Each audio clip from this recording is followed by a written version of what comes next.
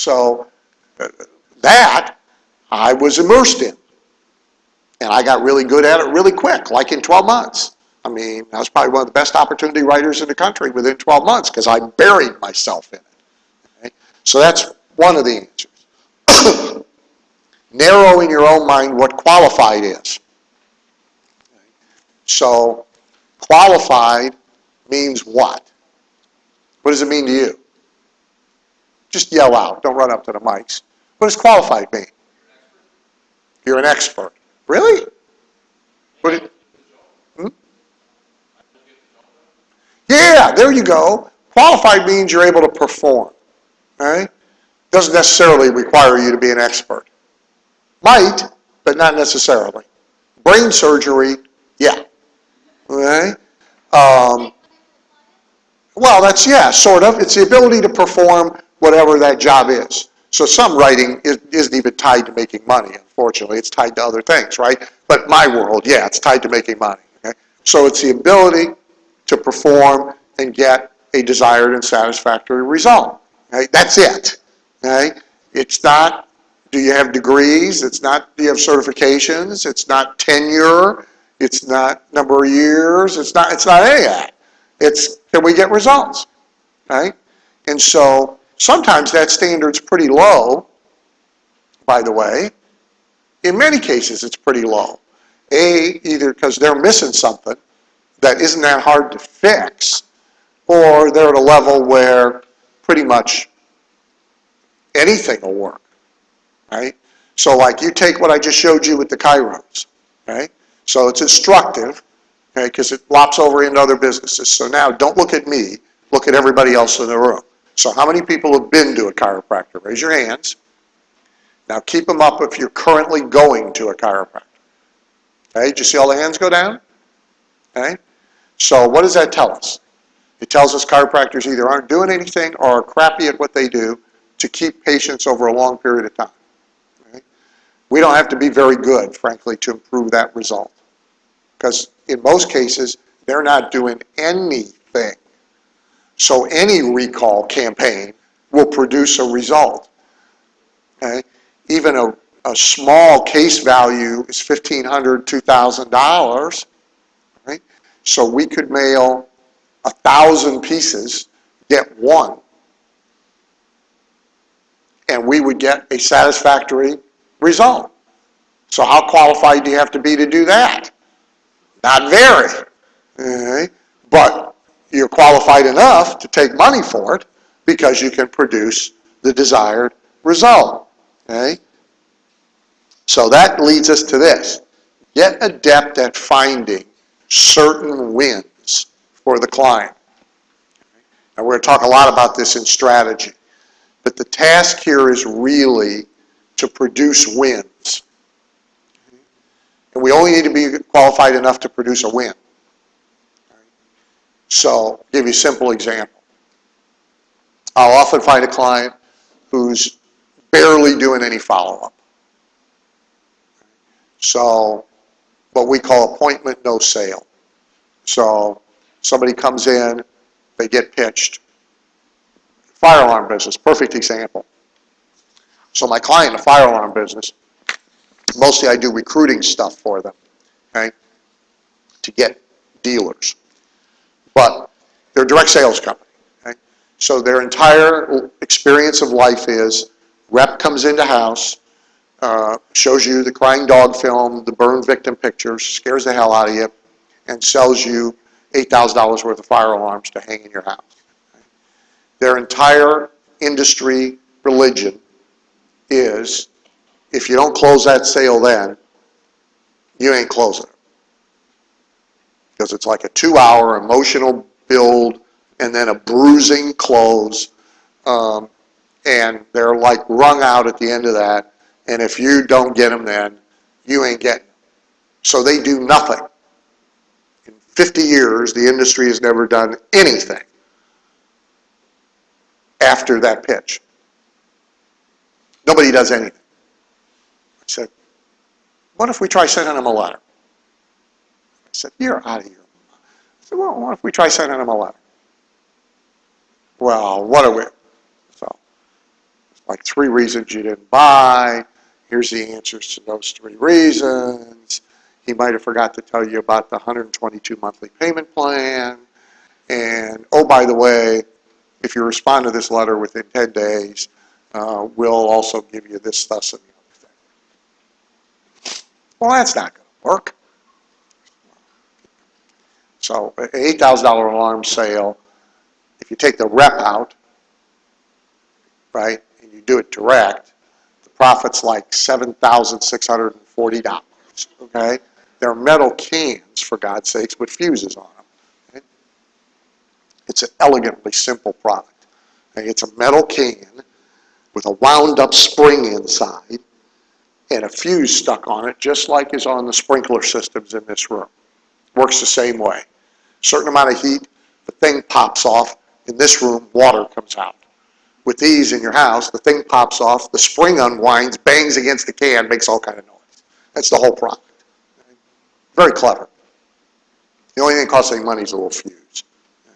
So we got like $7,000 in profit. Perfect for me, right? Because I know we can get really crappy response and still make money, right? I mean, that's like terrific. So I feel like there's a win here, right? So I get them to do it, and I forget the exact result now. I think we sent, I don't know, 4,000, 5,000 of these, and 2 people bought alarms. Well, that's like huge. They're like having an orgasm, right? So now, 5-step follow-up campaign, right? So now we do a price drop. If you can't have a full system, you should at least have 3 alarms, 1 here, 1 there, 1 the other place. We'll sell you a package of 3 for this, right? I got a whole back-end business going here, okay? They're thrilled, okay? So I found the place to win. By the way, what they'd like is effective direct mail that'll actually get appointments for the reps. Nobody's conquered that, me included. And I kind of thought it was unconquerable. But here's a place to win, right? So you get adept at finding places where you can win, and that's where you want to go ply your trade. So client control, 90% of the time they will come and ask you to do something that is not the certain win. 50% of the time they'll ask you to do something that's a certain lose. Because they want like their worst, most difficult problem solved that nobody else has been able to solve. And now they want you to solve it. Well, if that's where you agree to play, you're putting your head out there to be chopped off. Bad idea. You want to find a place you have a high likelihood of winning, and it usually won't be the one they show you right out of the gate. Not being justified.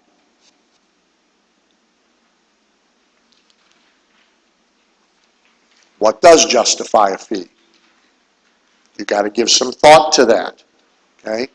So most people think you justify a fee by longevity. That's the union worker mentality. The longer I'm doing this, the more I should get paid to do it. Which is why we have no industry in America. Because if you're pushing a broom, it doesn't matter if you've been doing it for 30 years or 3 years, the task of pushing a broom is only worth about $6 an hour. And if we're going to pay $48.50 for it, after the guy's been there for 12 years, we're all going to go broke. But it's in everybody's head. The longer you're doing it, the more it's worth. Therefore, the less time you've been doing it, the less justified you are in getting a fee. Well, that's nonsense. There's nothing to do with that. Okay? So in every field, including this one, I know people, I know copywriters who you know by name, who've been doing it for 40 years. And I can beat their control drunk. I mean, they're like barely competent. But they've been around for 40 years. Okay? And by the way, they feel fully justified in getting their fees because they've been around for 40 years. Okay? Somebody else, it could be your first job and you could beat them. So who's justified? It has nothing to do with time on the job, not what we do. It has nothing to do with credentials. Clients don't care. It has nothing to do with hours. You know, we're going to charge by the hour. No, no, no. See, that's how we pay people out there that shovel manure. The driver gets 10% of the purse money, and he spends 2 minutes in the bike. The guy who shovels manure, an hour and a half a day shoveling manure. Right? The driver gets a lot more money for his 2 minutes than he gets for his hour and a half, because it's worth more. By the way, not because he's any smarter. I know drivers who couldn't clean a stall right. Right? It's not that. It's because it's worth more. So you need to liberate your thought about what justifies a fee. Okay? So it's, as we said before, it's the ability to produce desirable results, which will require you to control the game. Relevant experience. Doesn't matter how much experience you have. Do you have any experience that's relevant to this particular task? Right? Your own confidence, your willingness to do research, because there's almost nothing anybody's going to ask you to do that somebody hasn't already done, and they've done it successfully. We've been selling shit for too long in this country. So somebody's already done that. Right? Those opportunity ads I showed you, so mine dates back to 1992, right? There's ads just like that that date back to 1902. Somebody already figured out how to sell get rich in real estate. I got perfectly good get rich in real estate ads from the 1920s. They're fine. Nothing wrong with them. Okay? I can go get those and help myself. I don't have to sit there with a blank chalkboard and figure it out from scratch. And most importantly, the value of the outcome of the contribution. So the fee is really justified by the return on investment to the client. That's how the fee is justified, right? A client a few years ago,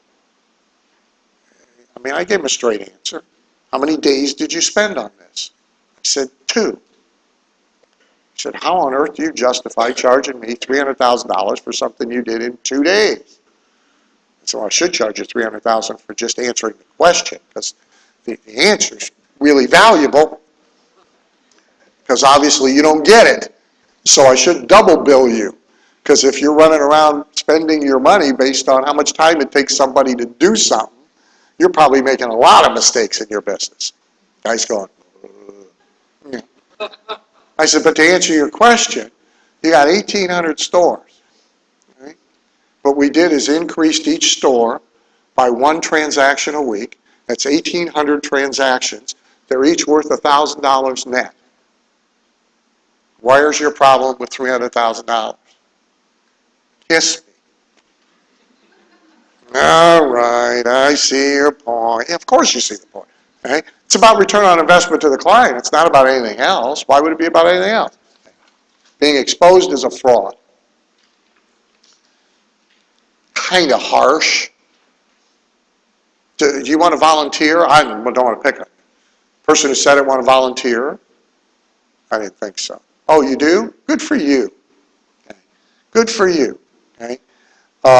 First of all, it's pretty harsh. Okay. You got to be like Bernie Madoff, you know, or the Social Security system, Medicare. You got to be something, something like that. Okay. So I gave you all the bizarrest terms in case you hadn't looked it up. So if you really want to worry about something, worry about them all. But some of them are kind of quaint, by the way. But look, you're only a fraud if you can't deliver return on investment or desirable results in the situation in which you place yourself. That's it, right? So, smart selection of client, accurate, fair representation and disclosure. I'll show you when we get to it. I rewrote one of your prospecting letters to get clients. And I'll show you, I put a disclosure in it about not being the best, most experienced, smartest, etc. So disclosure, okay? You can disclose and not have it get in your way. It's actually helpful many times. And get adept at finding certain wins. I have a great fraud story, though, to tell you. So when I was first starting, I had an actual ad agency. Sorry, one-man ad agency. So when I'm first starting, I have no portfolio because I haven't done anything, right? So I stocked my portfolio with other people's good shit, right? Because I figure, who's going to know? And at least I'm smart enough to know good stuff when I see it, right?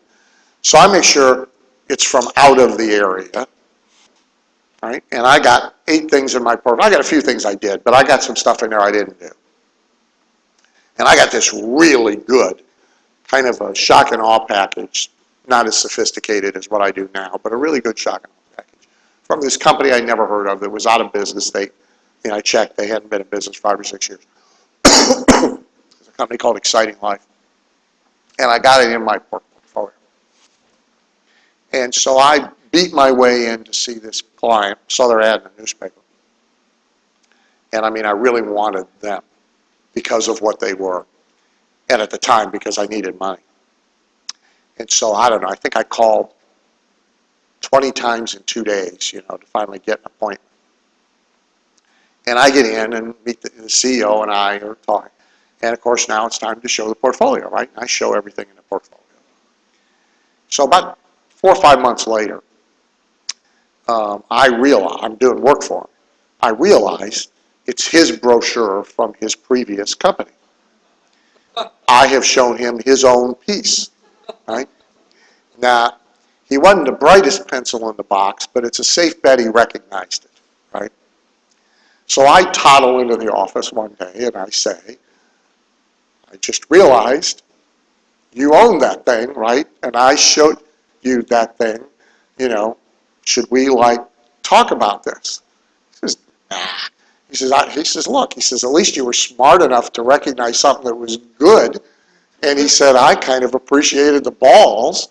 And he said, I figured it's at least worth a try to see what you could do once, right?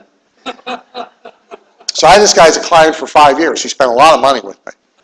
And I showed him his own brochure. Right to assignment. Most of the time, now if you're taking, and there's reasons to do it, but it's not what I'm going to teach.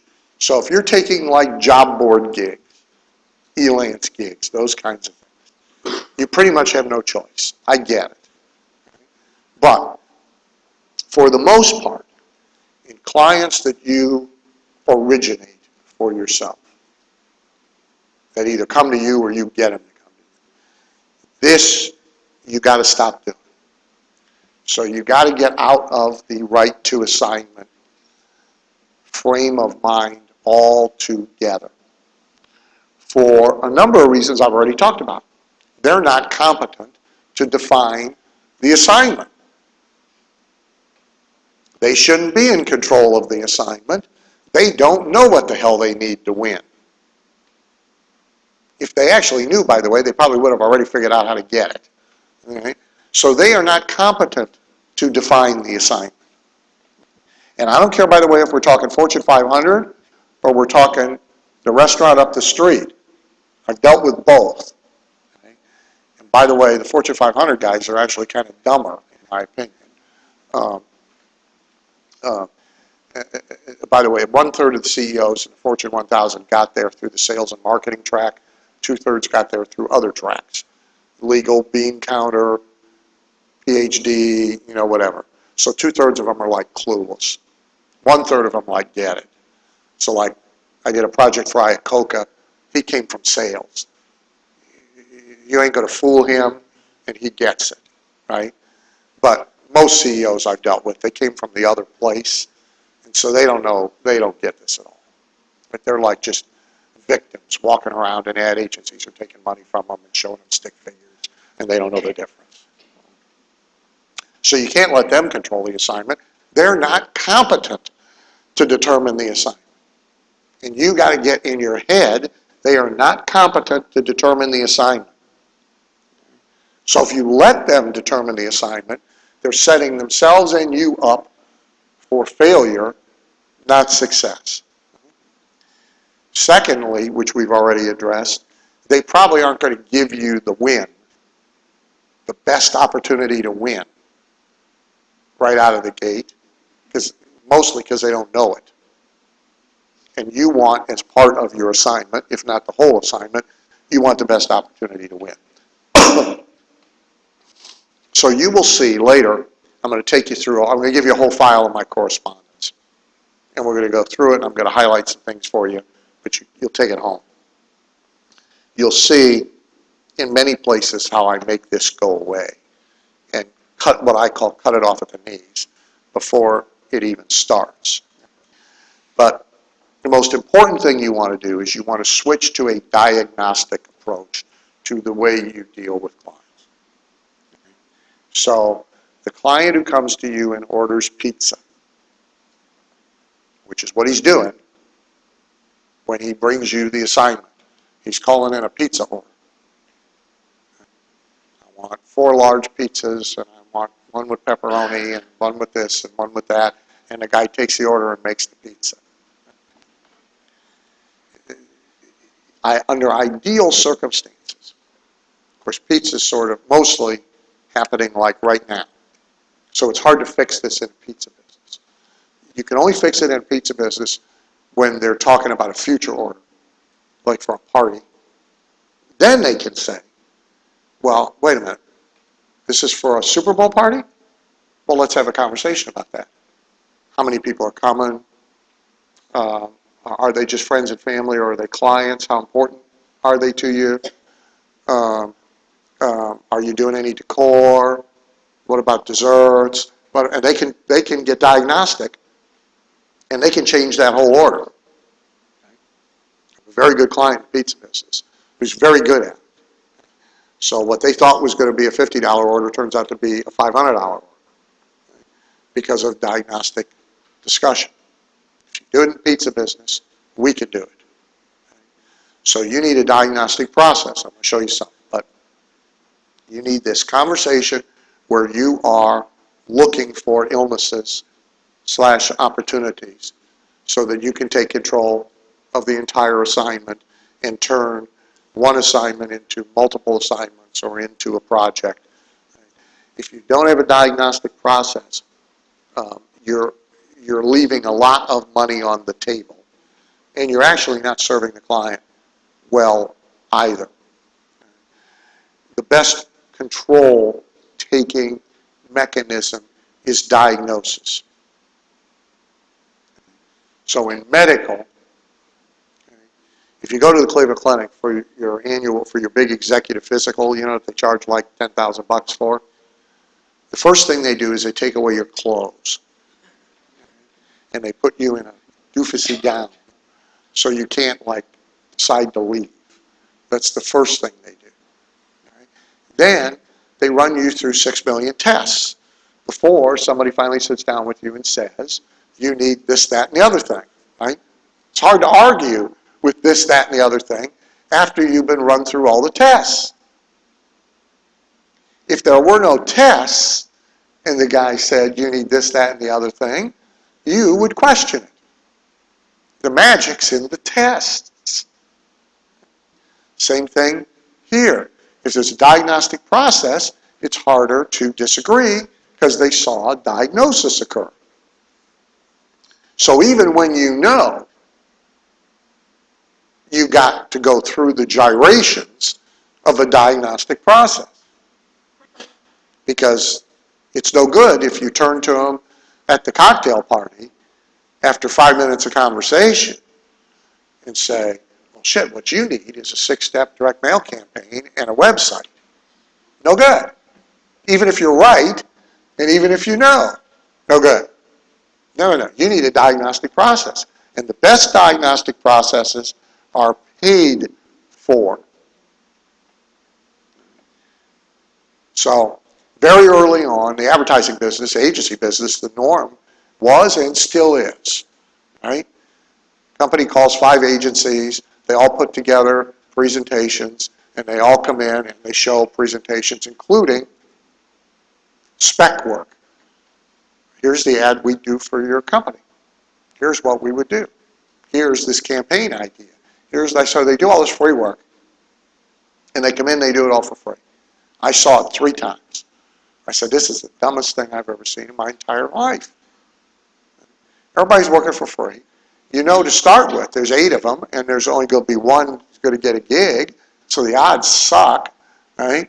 And it turns out, if you actually go study this, more than 50% of the companies who do this keep the agency they already had, and they just take the best ideas from everybody else, and they give them to the agency.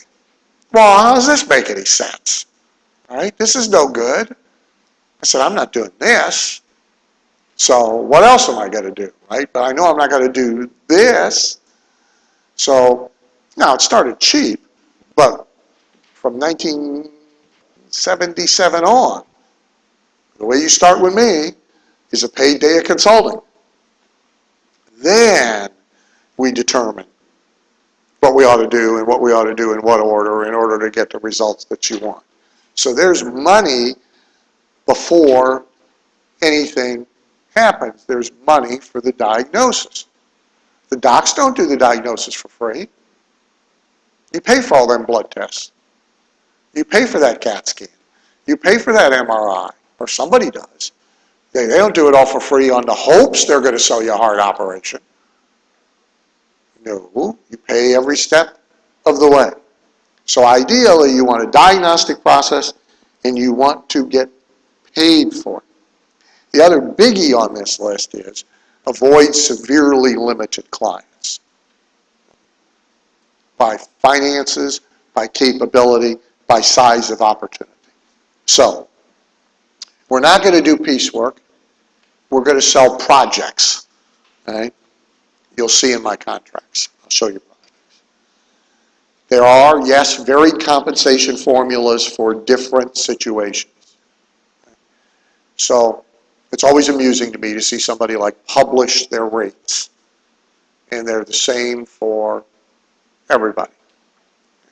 So, 4-page in an envelope that you're going to put a stamp on and a reply card is $2,500. Well, what about degree of difficulty? I mean, so for one client, to get that right could take a month. For another client, it could take 10 minutes. What about degree of difficulty? What about the time you're going to invest? What about the size of the opportunity on the other side? The value of that asset to the client? So yes, varied compensation for varied situations. It makes perfect sense. You want to utilize fee plus compensation formulas. We're going to go through a number of them. But the most important thing you should know about this, a lot of people don't get it.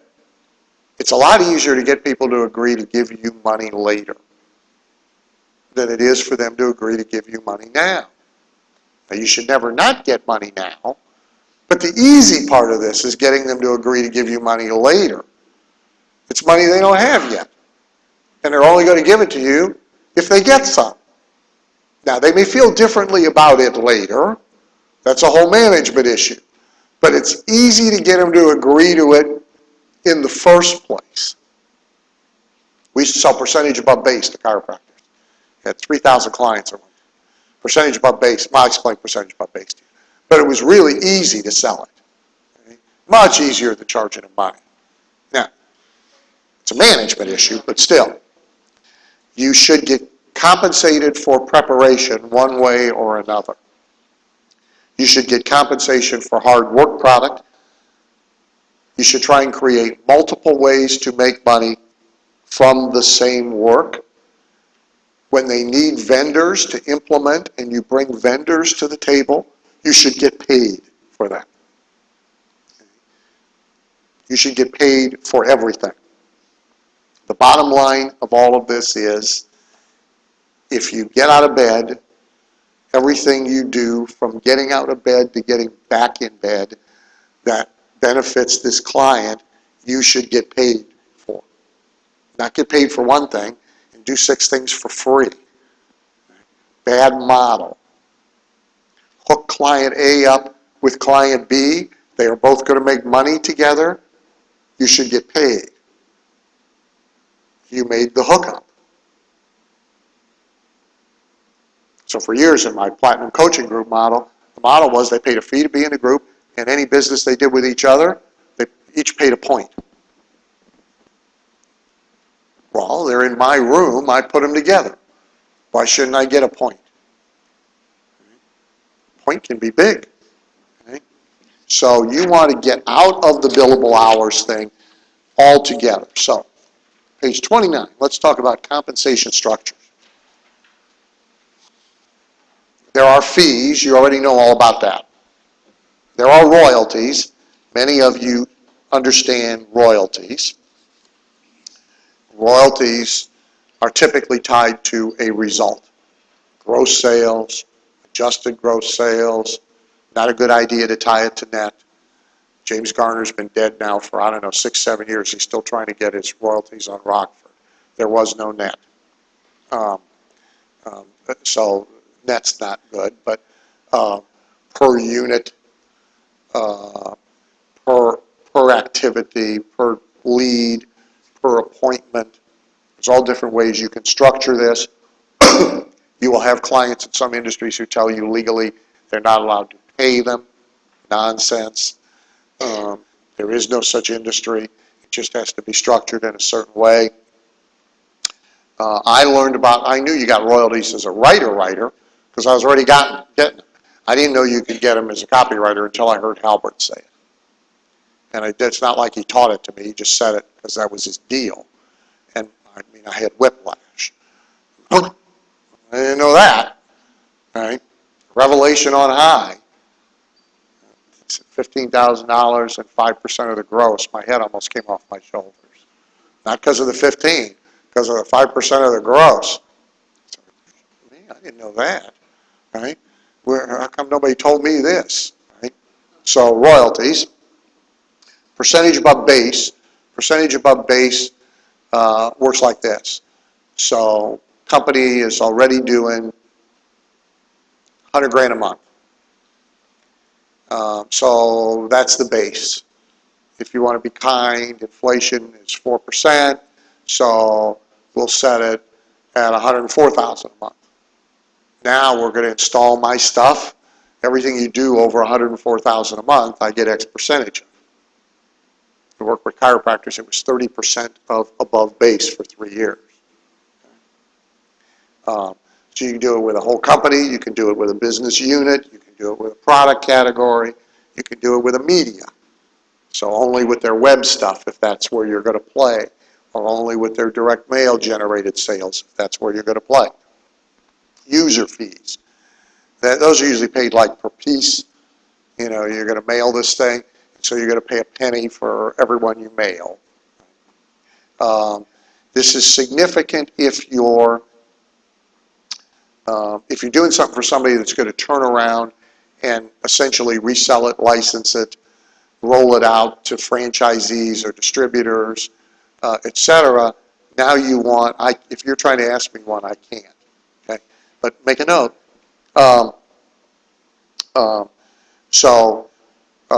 Like if I create a campaign for, say, Floor Coverings International, and they're now going to give it to all their franchise owners. I want so much for each franchise owner who's going to use it, in addition to the fee to prepare it. So user fees, continuation fees. So much to do it, and so much after the test is over and they continue to use it. Again, easier to get them to agree to pay you later than it is to pay now. Annual renewal fee. You're going to keep using this stuff, you got to pay to renew. Continuation fees. License fees, that's when you bicycle something out to a lot of users. We'll talk about that. Buyouts for royalties. You'll see it in some of my contracts. That's like one of the answers to the griping about it, is a buyout clause. So within a certain number of days to allow a test period, or in some cases at any point, they can decide to make the royalty go away and just write a lump sum check. Equity in lieu of royalties or fees. I don't like it in lieu of fees. In some cases, I don't mind it in lieu of royalties. Equity equivalent, we'll get to that later today. Perks, sometimes it's easy for them to give you stuff that doesn't much matter to them, but might matter to you. Like I have a good friend who does a bunch of stuff for United Airlines. Well, obviously, letting him travel is like nothing to them, but it's significant to him. So reduce the royalty by 2 points and take unlimited air travel. He's a happy camper. They're a happy camper. Barter, I mean, we'll write for food kind of approach. I have a client who furnished his whole house doing work for Lazy Boy. They're happier furnishing the house than they are writing a check. He was going to have to furnish the house anyway because he married a wife half his age and bought a big house. So the timing was good, and self-promotion baked in. So often I have, and you will engineer for yourselves, opportunities where you're doing work for a client whose customer can also be your customers. So in my case, if I'm writing copy for somebody that's putting together a big conference of dentists, well, dentists can also buy my books, they can subscribe to my newsletter, so I can bake myself in to their marketing one way or another, and that's part of the compensation package, is I'm going to get a whack somehow at advertising to their customers in a way that doesn't get in the way of the primary job. Parasite host opportunity, we're going to talk about that at length later, and even jointly owned businesses. That what your work actually creates an entire business, and you and the client own it. So there's a lot of ways to get paid, and you want to be paid, you want income after the fact, one way or another. Because otherwise, you never have any sort of stability in this thing. You have a job. Right? But you have to understand you're creating assets that have long life in many cases, that they're going to use for a long period of time. So that ad I showed you, Louise's ad, the Desperate Housewife ad, I wrote in 1996, and I still get a royalty check. Now, it isn't a big royalty check. She only uses it in a few magazines. Doesn't matter. Okay? Average month, there's like 60 to 70 are royalty checks in the mailbox. Some small, some bigger, doesn't make any difference. They all add up. Okay? If you created an asset and they're using that asset 5 years from now, you should be getting paid based on the return on investment from that asset. So, big thing, big thing. Make this shift. You're not doing work, you're creating assets. You got to make the shift in your head first, then you can get the client to make the shift. So you're not doing work, you're creating assets. So like my language, for example, is with clients, is rarely narrowed to copywriting. It's about developing and installing marketing systems in their business. See, a system is an asset. Copy is work. So here's a royalty check. These are my fire alarm guys, D-Tech, and this is from a recruiting campaign I wrote 5 years ago, and so they pay by the dealer. If you can see down here, it says 3 dealers, Kennedy recruiting system. See, they have in their head. See that? They know they have a system, and they know they're paying for a system, because I planted it in their head. It doesn't say copywriting royalties. It says system. It's important. So they recruited 3 dealers. I get $200 a dealer. Here's a check for $600. Arrives in the mailbox out of the blue. Okay? Horse gets to eat this week. Here's one from Mr. Killingbeck, wherever Dean went. Okay? So new customers now marketing. That's Dean's company. It's a recruiting campaign I wrote for him for his representatives. This is for February, and it's $534.69. Thank you very much, Dean. This is a financial services company. This is April royalties. This is for a campaign I wrote 3 years ago. April royalties are $53,300. That's a nice check. Okay? You want that coming in. Okay? Big shift is I'm creating assets. I'm not doing work. Okay? Additional ways to escape poor compensation. Okay? Better clients. Okay? Best that your copywriting capability will permit. Bigger opportunities. That's the more important thing. You want clients with bigger opportunities so they can do more, pay more. There's room to expand. So, shoe store, there's only so much that guy can do. And there's only so much that guy can do for you. 5 shoe stores, better. Okay? Guy, shoe store, but he also has a home party company that sells shoes by home party. And he's got a website that sells cowboy boots. And now we're getting somewhere, because now this guy has a lot of things he can do. Okay? Better transaction values. Okay? The reason that check's $5,300 is because I can't, but you make a note when we get to Q&A. Okay? Make a note of your question. Don't lose it. The reason that check's bigger is because he sells a big ticket item. So he sells a financial broker a $25,000 doohickey. Okay? Dean doesn't sell a $25,000 doohickey. Okay? So the transaction size of the client is really important. Chiropractic practice is better than a restaurant because the transaction size is bigger. He can afford to pay you more per unit of sale and be happy. Cosmetic dentist, better than a chiro. Case size is 4 times bigger. The same function, right? What's the marketing function? We got to find a lead, get a lead, convince the lead to make an appointment, get the person to come into the office. Same stuff. We got to do the same thing. But the cosmetic dentist is going to be worth 4 times as much to us as the chiropractor because his transactions are 4 times bigger. Okay? Client has to have the right mindset. Joel Weldon story I told you. He has to have a positive mindset about money. So just like you do.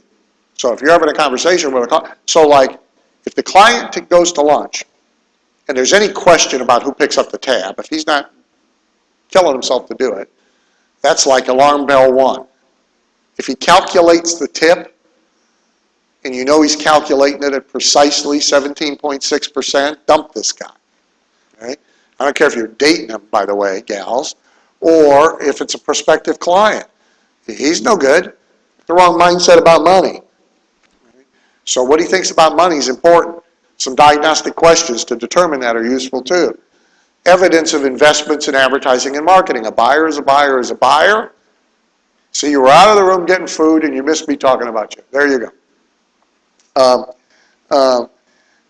And discipline yourself against weak moments. We all have them. We know this person is no good. Terrible client, they're an idiot, they're cheap, they're going to be high maintenance, they're going to drive us crazy, we take them anyway. You got to fight it. The temptation is worse when you need them than when you don't, but by the way, it doesn't go away even when you don't need them. Right? The temptation is still there. Right? It's like I have a friend who just married a guy who's been divorced 6 times. Now, okay, the first one, her fault. I buy it. Okay? Second one, probably 2 people's fault. When you're up to like 4, 5, and 6, the common ingredient here is him, right? That's the commonality. So she thinks she's going to fix this guy. You ain't going to fix him. He's unfixable. I mean, well, you could fix that, but he's unfixable generally. Gelding would help, but it's not going to fix totally the problem. Okay? So discipline yourself against weak moments. Here are all the evil temptations that ruin your income. Some are obvious. Obligation. Oh, they've been with me since the beginning. So I have to keep charging them 12 cents. No. it may be time for everybody to move on. If you can be concessionary if you wish. If they're a cachet client, there's more reasons to do it than not. But still, be careful of this, where you wind up with a whole lot of clients that stay with you forever, who won't pay what you should be getting paid now. There's times for everybody to move on. By the way, vacuums fill. If you want a new wardrobe, go home, clean the closet. If you got a full closet, you ain't going to get a new wardrobe because there's no place to put anything. So if you got the closet full of clients that you've had forever, who you can't charge what you should be charging them because they've been with you since the beginning, go get rid of some of them. It's the best thing you can do for everybody. Okay? Guilt, right? Mama never made more than $12,000 a year in her life. How dare I make X in a week? Okay? It's in a lot of people's way. Apply some logic. Where is the relationship here between what Mama made, swabbing toilets in 1936, and what you make now for what you do? What? Huh? Got to disconnect that. Okay? Compassion. Well, that's all they can pay. Great. Decide whether you're running a charity or you're running a business. If you want to do pro bono work, by all means, knock yourself out. It's usually futile, but do it. But please do it for like the dog orphanage or the starving children in Plump Plump, and be sure that the money's actually getting to the starving children in Plump Plump and not paying for salary and private jets for somebody who should be paying your fees. But if you want to do pro bono work, do pro bono work. But don't middle this. Don't be not getting paid properly because that's all that poor client can pay. Go put them with somebody who needs to do that work for that money. But don't you be doing that work for that money. We're running a business. We're not running.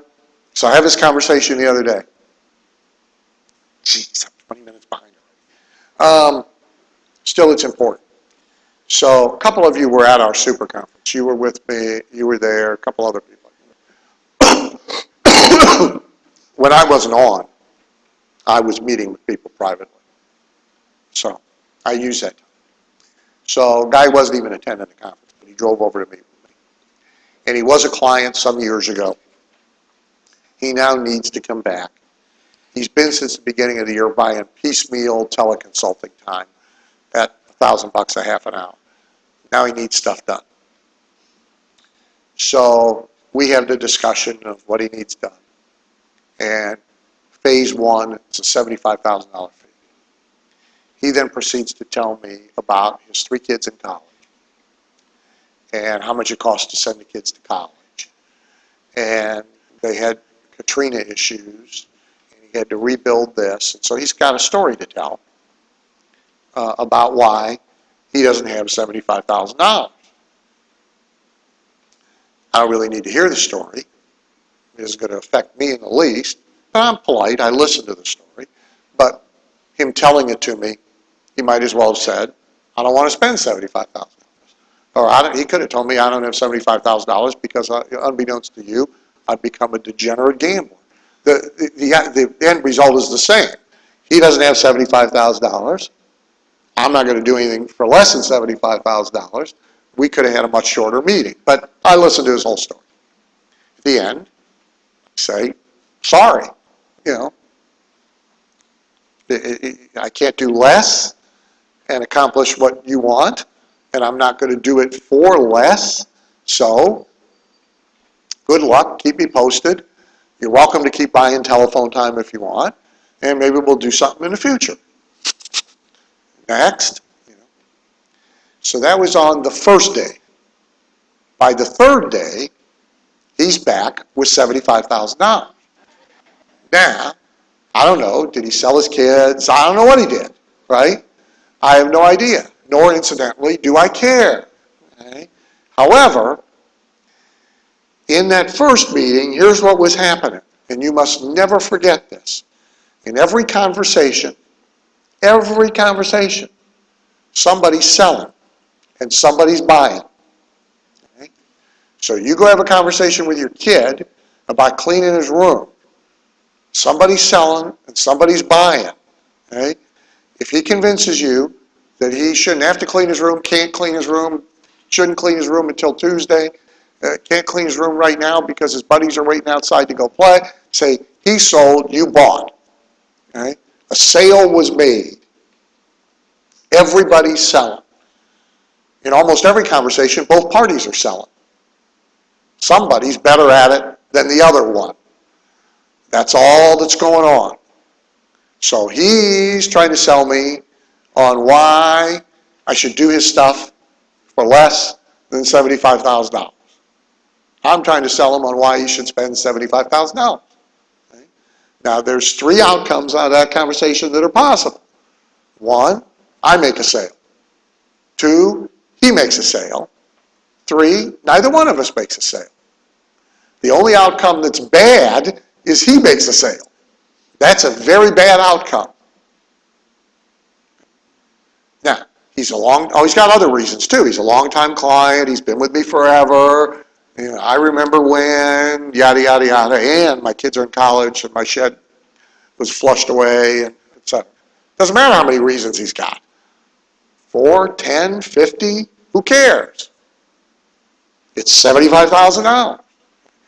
More often than not, what happened, happens. They miraculously find the money, and they come back.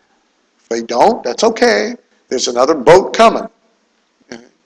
But the worst outcome is me doing that for $45,000. All kind of reasons it's bad. Precedent, habit. Do it once, you'll do it again. Don't think you won't. Future with him. Work in the way now of better work that was coming. In my case, work in the way of working on something of mine. I can go write for me. I don't need to write for you.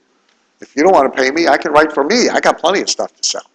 I got lists of stuff I haven't created yet that I could go write for. So bad all the way around.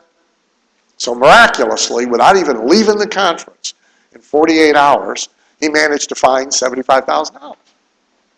Wow. I said to him, you know what?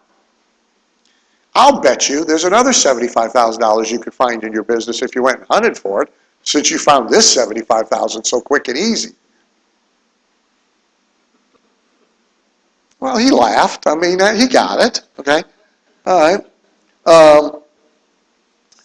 So most of the time, that's all they can pay is not all they can pay. That's my point. Okay. That's all they will pay. Maybe. But that better be their determination, not yours. We predetermine what they'll pay. You do that. Oh, that size of business, that's all they'll pay. There's a variation of this in every business.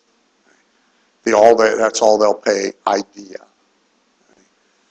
Almost every price is elastic. Almost every person will pay more than what you think they'll pay. And they'll go spend that money on something else if you don't get it, by the way. So it's not like you don't take it and they put it away for their retirement. That's not what happens. They spend it anyway. Go to the trailer park, drive around, watch. The thing's tilted like this, the door's hanging off, and if you look through the door, there's an 86-inch plasma TV propped up on two metal TV tables. Okay? They're buying what they want. Okay? They'll spend. Don't think they won't. It's in your head. Resume building. Oh, I'm going to take these clients because I need to build my resume. There's some validity to that. Just don't overdo it. So like one in a category is sufficient. You don't need to overbuild the resume. This exposure thing. I got that when I first started doing the big events. Well, you're going to build this whole list of all these famous speakers you'll be seen with. Yeah, but once with Colin Powell. I don't need 10 with Colin Powell. I can say Colin Powell after the first one. So we better figure out a way that this makes some money, because otherwise I'm doing it once. Great. It's on the resume. On to the next thing. The cachet client. Validity. Just don't overdo it. So for me, for many years, Guthy-Renker was a cachet client. Having Guthy-Renker as a client in the infomercial world brought me a lot of other clients. And they were gracious about it, never gave me any grief about competitors. Testimonials, clients could call and they would talk to them. So there was non-monetary compensation there of significance. And therefore, they paid less than just about anybody else for a long period of time. At some point, though, we had to have it's been fun, but I don't really need the cachet anymore. I need the cash. Sorry, but you got to at least come up to here. You should be here, but you got to at least come up to here. And if you can't come up to here, it's okay. Lots of other people. Okay. But for a long time, they paid less than anybody else. They're now paying full boat, by the way, but same as anybody else would. The same work. But there's validity to it. Denial of what the business is gets in your way. I just want to write. It's not what the business is. That's what the job is. So if you want to write, and that's all you're willing to do, get a job. But this business is not writing. The writing is what we get to do by doing the business of start and stop marketing. So all that gets in your way. Here is a biggie. Biggie, biggie, biggie.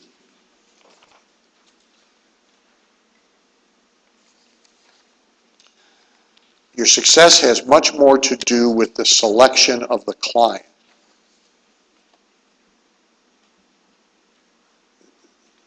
than with you.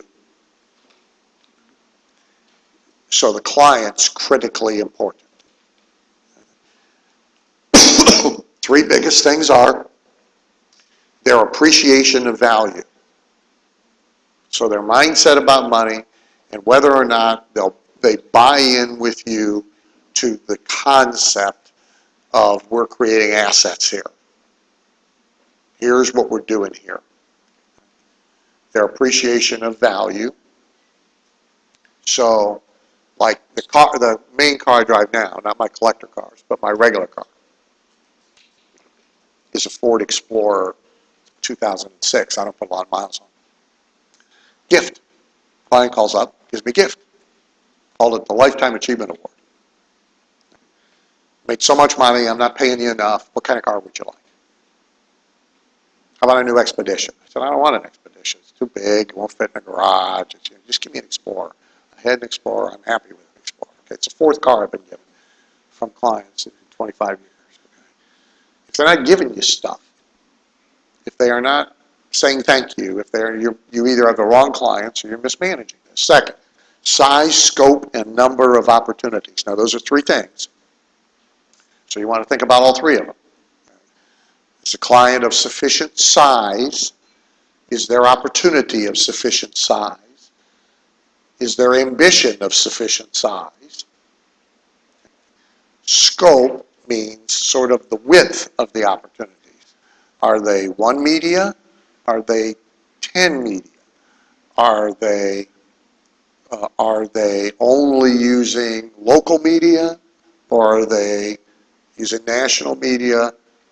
Are they global media? Right? So like we have a member, he was at the Super Company. Great member, great marketer. He owns a dairy. They still deliver milk on trucks, so they own the whole deal. Cows, so the cow, the farm, the milk, trucks in his local area. Great business, great marketer, but no good to me as a client. Okay? The size of the business is too small. The size of the market is too small. The scope of the business is too small, unless and until he decides, thanks to me, that we're going to sell ice cream all across the country and ship it in freezer chests. Now he's interesting to me, because look what just happened. The size of the business got bigger. The size of the market got huge. And the scope just got bigger. Websites, catalogs, club program, ice cream thing of the month, events. So everybody's getting the ice cream once a year, gets to come to the farm, milk a cow, get their picture taken. There's all sorts of shit. So now, he was no good as a client before. He's great now. Perfect. Okay? Ability to execute. They got to be able to do it. Okay? They have to actually be able to do what you give them to do. Okay? So ability to execute, you're looking at four things. Resources. Do they have the money? Worst thing in the world is somebody who scrapes up the money to pay you, but then can't buy stamps. No good, right? So like in direct mail, specific to that, if we start talking about a 50,000 piece test, and they start talking about, can we do the test with 5,000 pieces, this is not good news, even if they have the ability to pay you. They have to have the resources to execute. And you have to be willing to have a candid conversation about what all that means, right? You don't want them to be able to run one test, and then it either worked or it didn't. Infomercial business 5 times before we make one work. So you got to be able to buy immediate buy 5 times. If I lie to you or let you convince me and you do the show, but you can only test it in Tupelo at 2 o'clock in the morning once, what are my chances of winning? Not good, right? No good. So money, okay, staff, do they have the people they need? Is it enough of a priority for them? So their resources.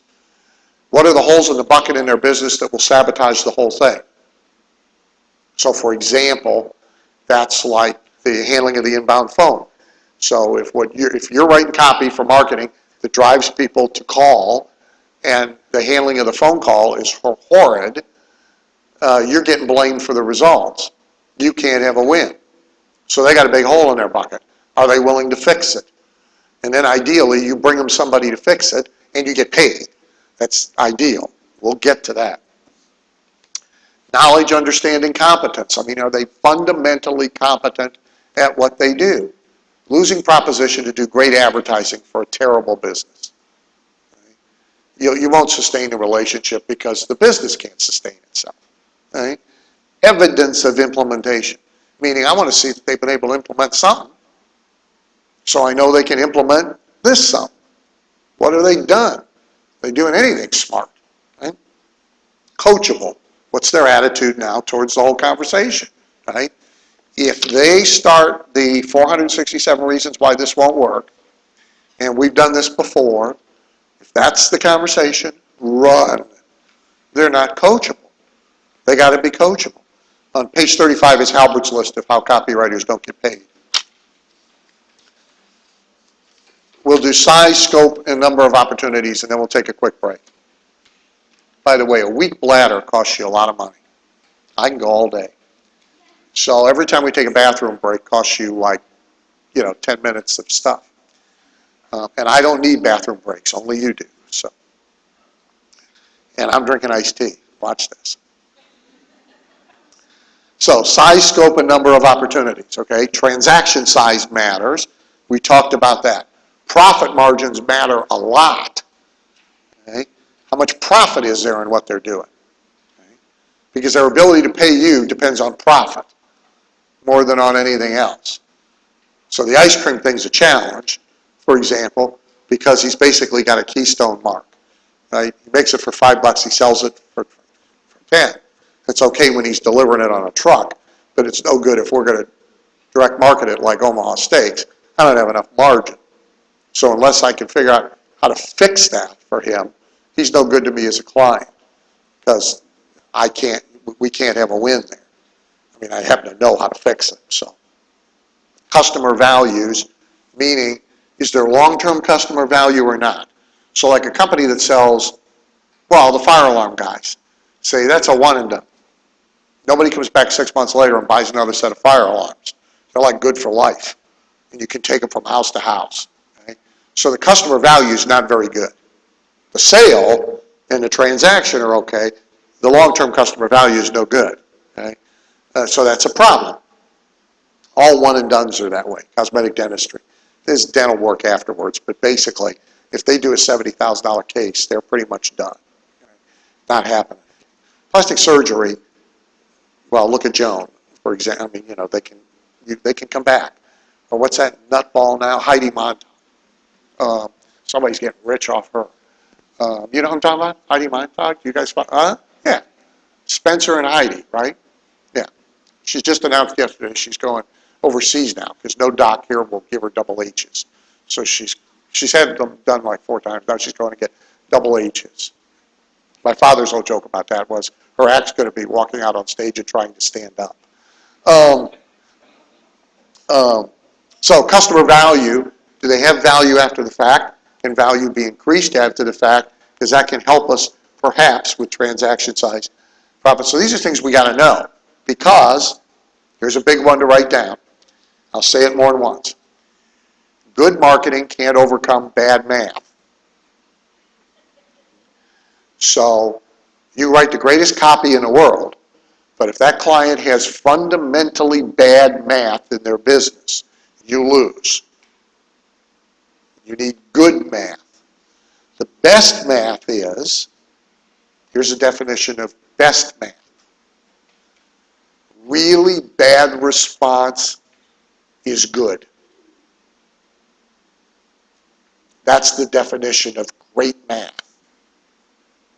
So we can get 1 1/bazillionth of a percentage of response and everybody's happy. That's great math. It exists in a lot of businesses. You just have to look for it. It's great math.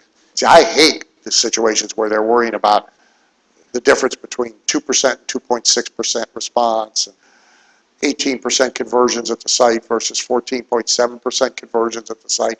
No. I want everybody making a ton of dough with like 1/2 of 1% conversions. That's what I want. So I'm looking for great math. Size of their prospect pools matter. Okay? Because otherwise they use them up, which means you can't get more work. Okay? So if they only got 4,000 people in the country they can sell to, and you're really good, you're going to burn that out. Now what? Okay? If they got 400,000 people they can sell to, you can live with them pretty much forever. Unexploited segmentation opportunities. Do you quickly deduce that they don't slice and dice their customers or their prospects, talk to them differently? Front-end media methods not used or used badly. They're only doing one thing. They're only doing 2 things. They could be doing 6 things. Great. Okay? If they're doing 6 things already, not so great. Back-end opportunities overlooked. Oh, great. They're doing a good job on the front. They're doing a terrible job on the back. Okay? The creative issues, yeah, the copy sucks. You could make it better. See, you'll think that way all the time. You'll look at a prospective client and you'll immediately be thinking about, is the copy good, bad, or indifferent? What would I do with the copy? How can I make the copy better? But that's only part of the game. That's fine if that exists. But by the way, it doesn't have to exist for you to have a great relationship with the client and make a lot of money. They can already have great copy, and you can have a great relationship with the client and make a lot of money. And just being able to give them better copy doesn't necessarily make them a good client. Okay? Extra pluses and minuses usually not considered. Good customers buying from bad marketing. Boy, is that a great client.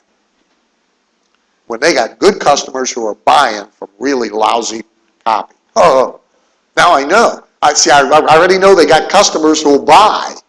That's like numero uno. So how many of you in here have done something for Nightingale? Okay. See, they're a perfect case. And I have no reflection on either one of you. But I mean, they got a lot of bad stuff. Okay. I mean, because they weren't paying it. So the copy is like derivative of derivative of derivative of derivative of derivative, right? I mean, so they're changing names and titles and using the personal development letter as the personal development letter as the personal development letter, all right? And I have a funny Nightingale story. You guys should see me. I have a really funny story. But the customers buy. So when I see Nightingale, it's like, oh, geez, look at this. So then I got to pay me to write copy for them, by the way. But I've done 4 deals with Nightingale where I've plugged a product in and created the copy for my product. Same situation. They got good customers who buy from bad copy. Oh boy, if I land good copy on good customers who buy from bad copy, we clean house, right? Ambitions of the client. A really ambitious client is great. I mean, I want the guy that wants to conquer the world. Okay? The attitudes of the client matter. Okay, let's take, now you need to run. Let's see, it's 10:31, so 10 minutes would be 10:41, 10:45.